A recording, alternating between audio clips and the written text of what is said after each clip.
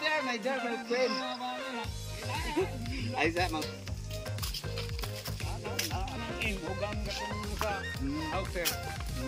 hangaon.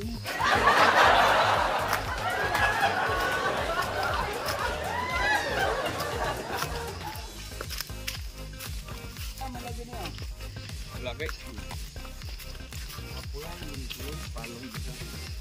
Sudla pa yung kahalap. Karon. Sige day.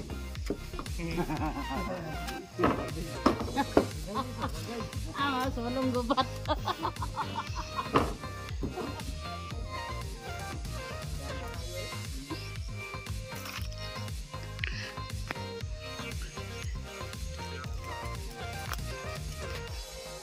Guys, welcome sa atong ang video, atong video vlog karon guys. Akong i-share sa inyo kini nga lugar sa ato ang katiits nga kuan. Pasurvey kay doon na lagi sign nga triangle M o dot. And then kini nga area guys, kuan kuno na ay gipadamgo. So, syempre ilamang kong gi-hire para malukit, ma-scan, madikod. So atong idikod guys. Subayo na to ang tanan nilang gipangingon. So una kini nga area is kuan daw gipadamgo daw na daw kuno gipadamgo diri nga kini kunong batuha nga murag pirtahan kay do na say liki. Muabli daw kini matud pa si andamgo muabli. And then nakasulod siya dinhi. Do na kunoy maayo o anindot nga balay sa sulod. And then giagda po siya pagkaon. So sagara ko ng mga gamit dito is mga gold. So it looks funny pero una tan-awon tani iyang sign guys. O kaning giingon nga muabli nga bato. Kini siya oh. So doon naman siya sign na ay pyramid si babaw na heart nga broken heart. Tapos kani daw M.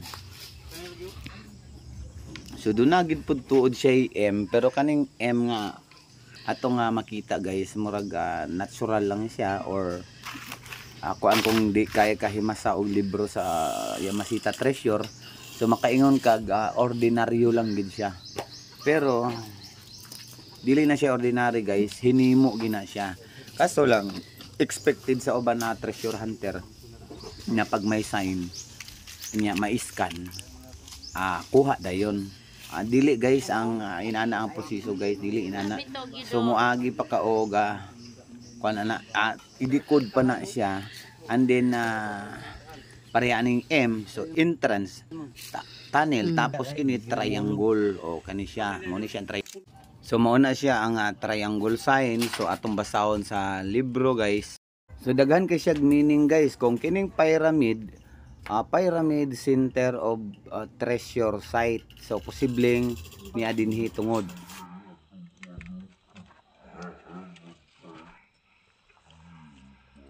O bot ipasabot na naa sa nagpyramid nga bato.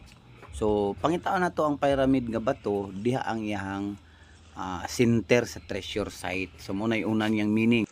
And then isa pang meaning niya guys kining target between rocks or tree. So bot ipasabot ang target daw is ang treasure daw is naa sa in between triangular position of rock or tree sa tunga guys. So gikan diri guys nagatubang siya sa west position paingan suba na.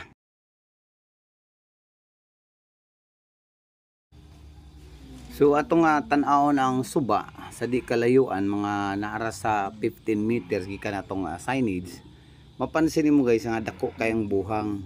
And then mauni siya ang tunga-tunga gyud sa triangular position of a tree katong mga luma nga kahoy.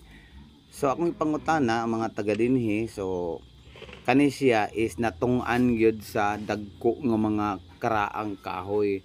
So dako kay porsyento guys nga nakalot na ni siya, nabakho na ni siya dati pa sa unang panahon 1970s, 80s kaya daghan mga recovery team nga nang balik atong panahon na guys. So di ta padali-dali og kalot dayon tungod sa sign. ato sa nang ipasubay, ipadikod, dayon atong i-scan. So kana guys, tanan nga mga sign diha amo na nang gi-scan, so negative man, so wala na nako gi-share kay para dili po siya boring panoorin guys. So yun lang guys ang kwento natin, sana magustuhan nyo guys.